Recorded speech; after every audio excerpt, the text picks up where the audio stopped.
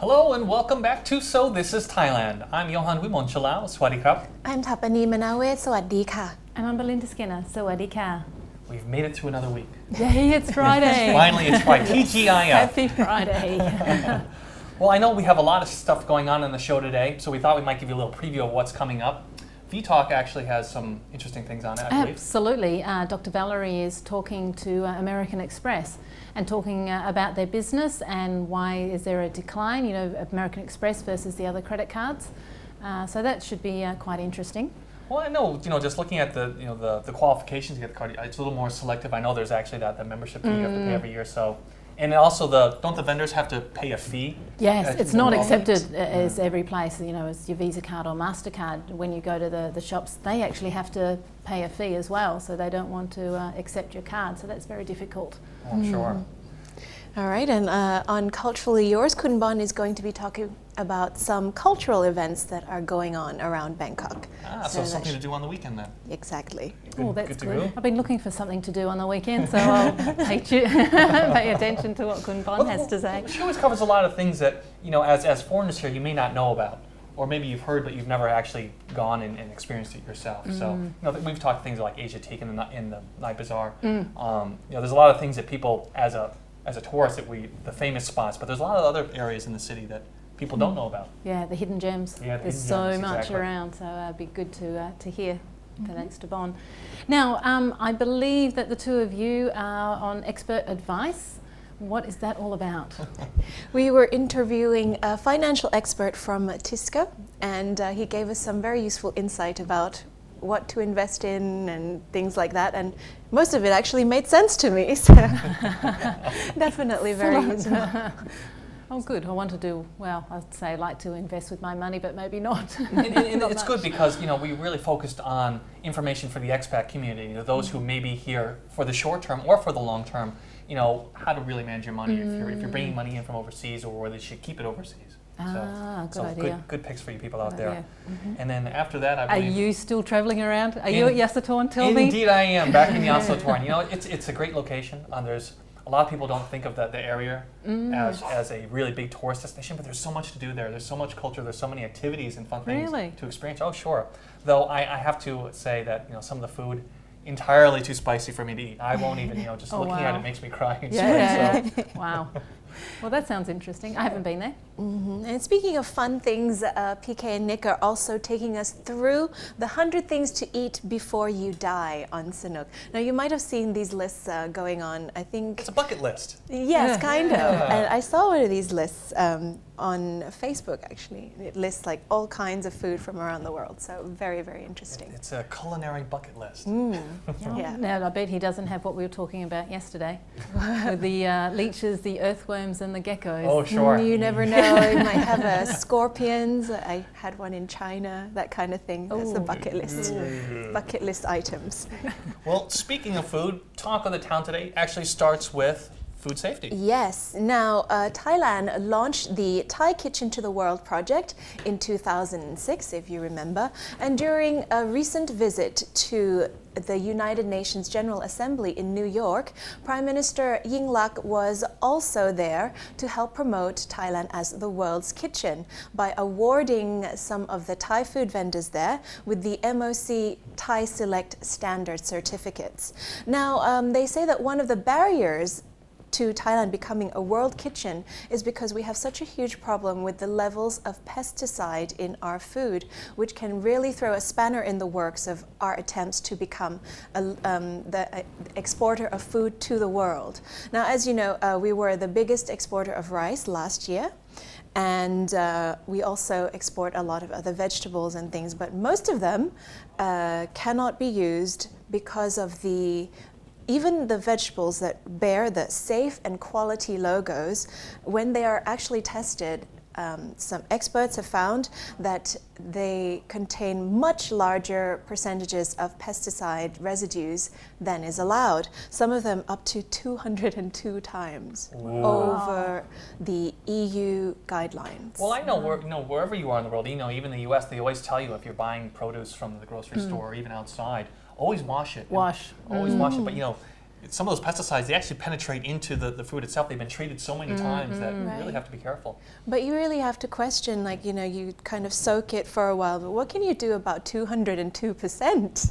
That's a lot. It is a very worrying amount, and this is providing a large barrier to us entering EU, where they have strict guidelines in other regions as well. Yeah. Well, I've covered stories on farming here in Thailand, and what it actually a lot of it comes down to is the farmers themselves. They haven't been educated on some new farming techniques where they don't have to use pesticides, where they use natural pest control, and they use, you know, they plant certain crops around it to be able to block the spread of certain types of diseases in plants. And so there are methods out there, so we don't have to use pesticides or rely too heavily on them, but hopefully, you know, it's something that it really affects us, our health, when it comes down to it. Yeah. It's all about the organic farming, isn't it? When people don't understand what actually organic is, it still has a pesticide, but it's non-synthetic pesticide. But as you said, you know, putting different crops around and using insect traps and things like that.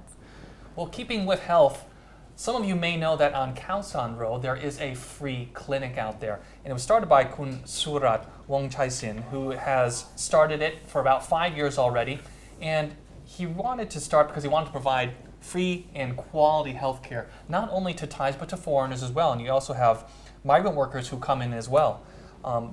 He's looking to continue his services, even though obviously the cost of operating this free clinic is rising every year. But he says he is committed to doing it. He will do it for the rest of his life. And he has the backing to do it. He has a lot of good people, good doctors, good staff who also have their, you know, volunteer a lot of their time there as well. And he's looking to expand. He'll include some free massage for medicinal purposes, those who have nerve damage or other, you know, kind of chiropractic conditions as well. And he always tries to, or he always does, I should say, maintain the quality of the medicines he gives. So just because it's a free clinic doesn't mean you're getting substandard or expired prescriptions. You can be sure there. So if you are in the Khao San Road area, foreigner, Thai, anyone, you can go there. He's there. It is called the Surat Clinic. So. Wow, what a good man. Very good man. Very good heart, isn't it? So long as he doesn't scrimp on the quality of medicines, I think that's a very generous person. Well, I've been there a couple times myself to interview him before, and the great thing about it is it's in a good location. And the opening hours, they're open when other clinics are not open. So a lot of people who work, let's say, long shifts during the day, they can go there late at night and there's still services there. Oh, that's great. Well, everyone has a right to medical benefits, don't they? So it's good to see. Well done. And I believe actually that's my next story as well is coming up, isn't it? Looking at the railway service. You seem to cover some of the same stories a lot, and that's because there are such big topics here in Thailand. And one of them is always transportation. We've looked at stories before about high-speed rail links, you know, coming from India, coming from China. Well, now the word on the street, the talk of the town, as it were, is looking for a massive budget to revamp all of Thailand's railways. So they're looking to improve not only the stations themselves, but the cars, the tracks, put some standard gauge in there so they can, you know, obviously come up with the modern times here. And they're looking at over 200 billion baht. So this is, you know, a massive budget, obviously huge in terms of scale and how long it will take to implement it. But they're looking at especially 4 main routes. That's Bangkok, Chiang Mai, Chiang Mai coming back to Bangkok, and Bangkok to Butterworth, which is actually in Malaysia. So you have some really long haul routes along there, and they're hopefully we'll start with those sometime in the near future. Wow, that is going to be a huge undertaking. It's something which is actually needed, but hopefully, unlike many other projects for mass transportation, let's hope that it goes forward and it gets completed within the protected time.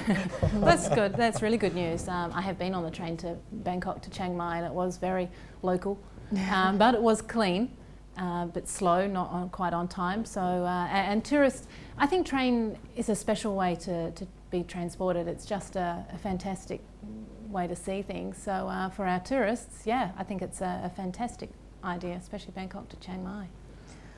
In our last item of Talk of the Town, we are taking a look at elephants. And Thailand is looking to add African elephants to the list of endangered animals. Now, even though they're not local to Thailand, adding this to the list of protected animals in the kingdom will disrupt the trade of elephant tusks, which is the main worry.